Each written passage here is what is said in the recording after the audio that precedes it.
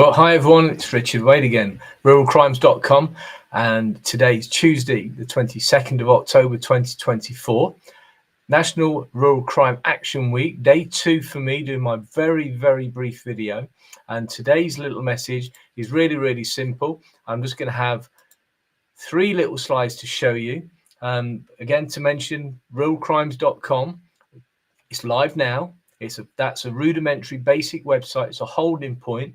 And in the background, there's a brand new, rather smart website being built. I'll urge you to keep going back to that as time progresses. We're going to make that a pretty cool place to be in the identification, prevention and reduction of rural crime. So what we're going to talk about today then, in under 5 minutes, don't want much of your time, is the scale of the issue. Rural crime is truly a global problem. During my research in the development of my online rural crime prevention training course, which is out there now, I have taught rural crime prevention with leading criminologists, researchers and lecturers in Australia, the United Kingdom, New Zealand, Dublin and Africa. The issue is identical. Wherever you go, it is truly a global problem. In any developed country where farming and rural communities exist, i.e. the world, there's rural crime. Let's focus on the left-hand side there, the points 1 to 4.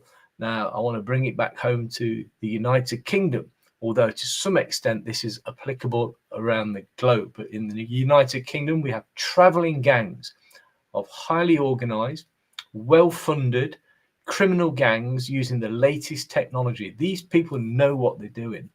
We've also got European gangs who go and target country by country and area by area. They go across Europe, for example, stealing, causing mayhem, taking equipment, ruining lives as they go, and then using the very well worked out logistical chains that they've already established. They get rid of their stolen property and make billions upon billions of pounds globally every year. What we're also seeing now in the United Kingdom is almost this professional criminal approach. We have cross-county operations. We've got criminal gangs sharing information, sharing the booty across borders. Gangs, for example, from Nottingham going to South Yorkshire, based on information provided by South Yorkshire gangs, criminal gangs in that area, going in and stealing and then getting back across the border. Makes it very difficult for the local rural crime police forces, who at the best of times have got their work really cut out for them. You know, funding and allocation of resources is pretty scarce anyway. And of course, geographically, they're covering a huge area. So a real difficult task. Those men and women out there in rural policing are doing a fantastic job, given the resources and the time allocation that they are given. So they do a great job, but it's a tough gig. It's really difficult. So that's the scale of the issue on the left-hand side there. These people, let's move across to the right. Let's look at the tick boxes down here. They're very well organized. These aren't fly-by-night wannabes. They know what they're doing. They're very well funded and they're very tech aware.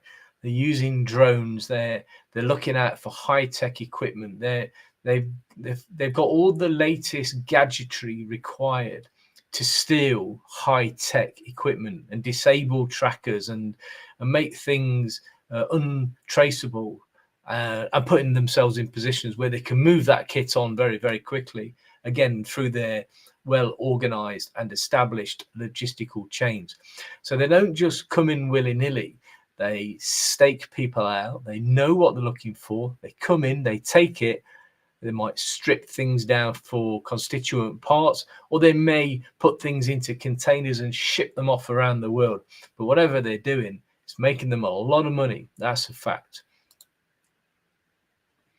I want to pick on something of particular interest to me at the moment, because there's a lot of my clients having this put upon them almost on a daily basis out in the rural estates and agricultural businesses across the United Kingdom. One of the common targets for rural crime at the moment, and we'll talk about this in the last minute that we've got available to us, is this scourge of poaching, fly tipping, and hair coursing rather.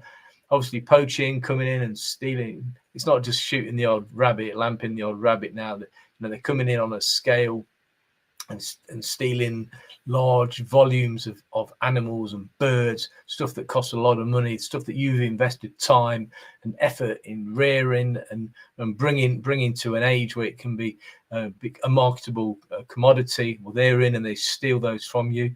Fly tipping's a nightmare. You wake up one morning, like the pictures you can see in front of you there. You wake up one morning and there's a ton of rubbish at the entrance to your field or in the country lane that you use on a regular basis. It has real business implications, business disruption implications. One of the other key issues is once it's on your private land, it becomes your problem. You become responsible for the cleanup costs. Anything on public land, obviously, local authority issue. Once it's on your land, then you've got the problem of cleanup.